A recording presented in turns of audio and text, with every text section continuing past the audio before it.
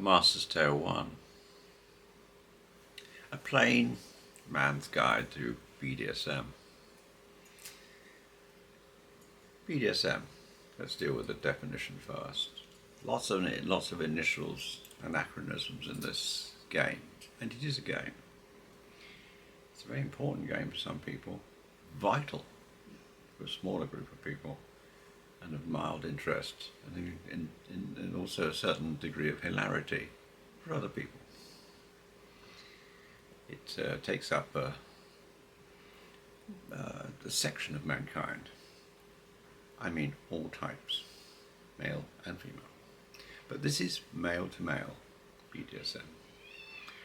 Bondage and sadomasochism. Where does the definition come from?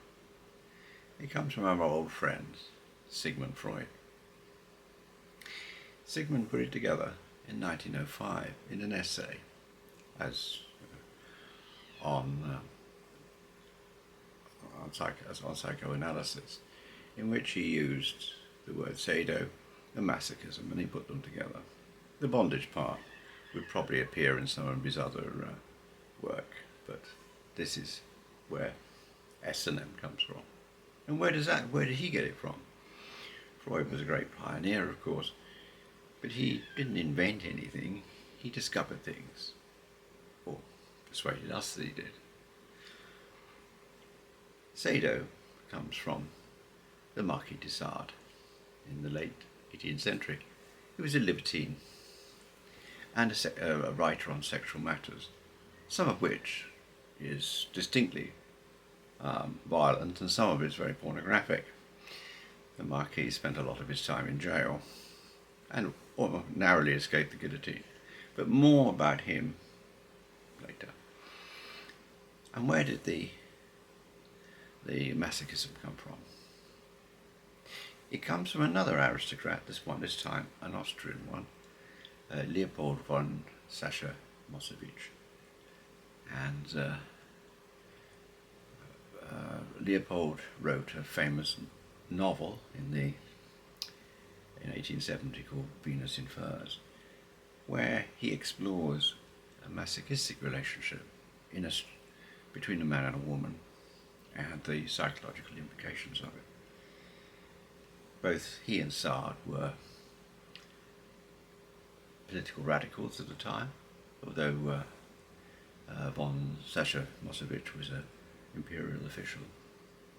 Again, more in detail. That's where the things come from. A long lineage. Let's talk about players. Who plays these games? And today, and this is called a Master's Tale, I'm a master. The four groups, this is male to male, but we will deal with other groups later, which is swingers, which are by far the biggest group of BDSM players, and they are male and female. But in male to male, four groups would be masters, slaves, subs and tops. Back in 2002, I did some work on statistics when I was trying to establish whether or not this was real or not. How much of it was fantasy, how much of it was aspiration, how much of it was just pure wishful thinking. We'll analyse these figures later when we come to look at them in detail. But my conclusions were, and they're tentative of course, but I think that broadly agreed with it, people generally broadly agree with me, is that the biggest group is submissives, which is about 90% of players. The next group in terms of size would be tops, who make up about 5%. The smallest group of all is masters, that make up under 1%, possibly a percentage of 1%. slaves. Now, slaves, and this is often mistaken by people who are seeking to be submissives, they call themselves slaves. A slave is someone with a established, formalized relationship with a top, or more appropriately with a master. It's not 24/7 or anything like it, or it can be, but it doesn't have to be. But of that 90% of people who are submissives, around 10% in their lifetimes experience a period of slavery, be it for a few weeks, a few months, or decades. So that's your four groups. I've described myself as a master. So where does that come from? Anybody can.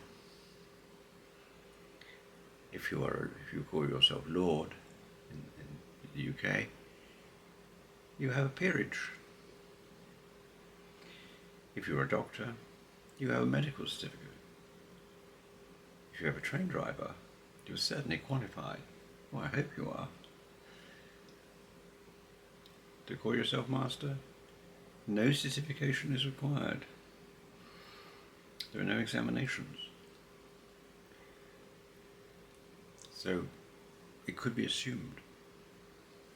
And again, we'll come later in these talks to this kind of assumption. But how did I arrive at this particular point? Age 7, watching a Hollywood movie, I realized I had a distinctly different desire pattern from the other people watching the movie, and possibly one to keep to myself at the time, which was an interest in bondage. At the age of 17, I picked up an American officer on a train. He was a ship's officer, and we ended up back at the ship, roariously drunk. I topped him, as a master would, did it entirely by instinct, and entirely improvised and in the spirit of the moment. Later in my teens, I would meet madams in brothels, and I would meet, on one occasion, a famous Dutch master who did teach me a few lessons. I found it rather humiliating, but rather illuminating. I just took them in my stride, as you do all kinds of things. By my mid-20s, I'd be what's called a leather boy. I was out to the world as, in those days, gay. We're talking 1970, and I had a series of public relationships into my 40s.